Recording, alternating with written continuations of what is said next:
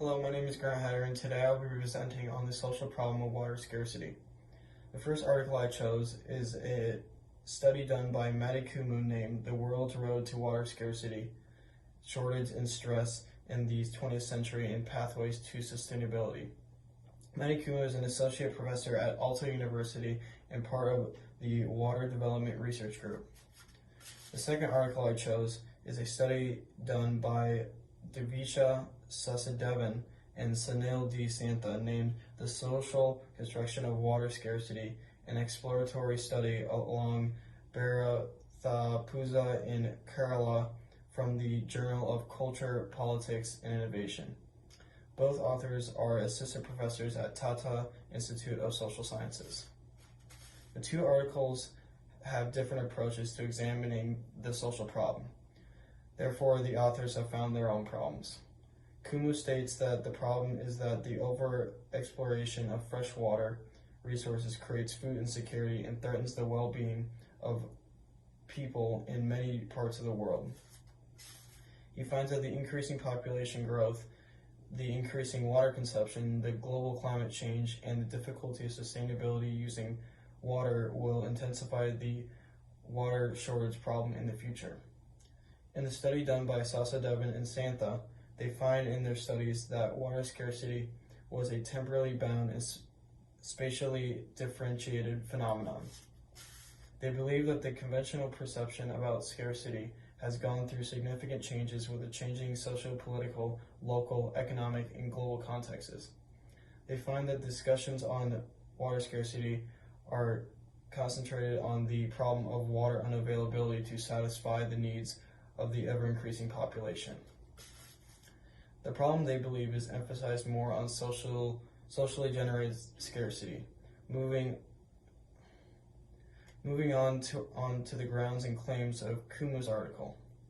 Kumu refers to previous studies conducted on the water scarcity issue, stating that previous studies have focused on understanding the scarcity of the current volume of water and how that may intensify in the future. However, Kumu has found that there is hardly any study made on understanding the historical development of water scarcity. Therefore, Kumu's study is more focused on understanding how the problem of water scarcity has developed over time. Most of the studies conducted on water scarcity use a single indicator to qualify a problem, and some use two, but Kumu's article used 9 indicators of measuring water scarcity, those being the Falcon Mark indicator, water use to availability ratio, the International Water Management Institute indicator, water poverty index, green-blue water scarcity, water footprint, cumulative abstraction to demand ratio, life cycle assessment, and the QQE water scarcity indicator.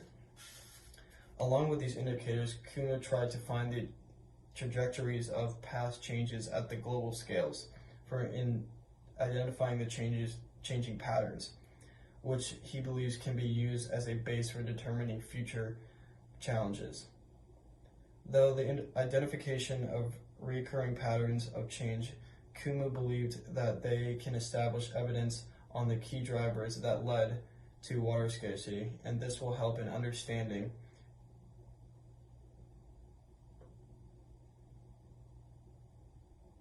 the problem more accurately and devising effective solutions to the problem.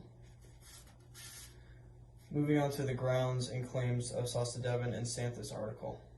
They find that scarcity is not necessarily a problem directly manifested by a huge national phenomenon.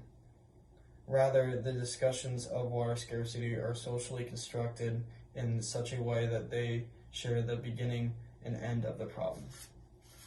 Sasadevan and Santha aim at providing a broad understanding of how various people of the society perceive water scarcity and experience the problem, thereby adding to the socially constructed nature of the scarcity problem.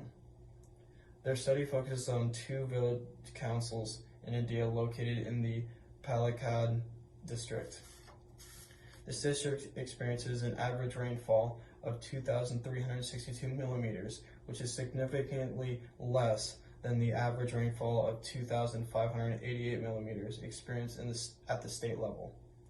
75% of the population in the district rely on the surface water from a nearby river basin for satisfying irrigation needs. Sasa, Devon, and Santha chose the two village councils based on their location around the basin.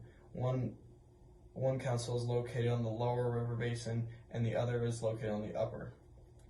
This strategy allowed the authors to examine the differences existing in the socially constructed nature of the water scarcity problem more accurately on the basis of differences in the changes to the socio-ecological system. Onto the warrants of Kuma's article.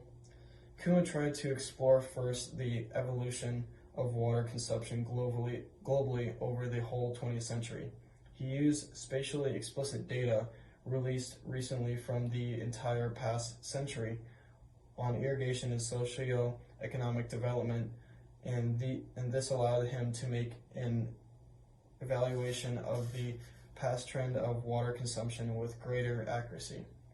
He used the water GAP2 hydrological and water use models in his analysis. Kuma assessed the problem of water scarcity based on the concept of water shortage, per capita water consumption, and stress through the implementation of a Falkenmark matrix.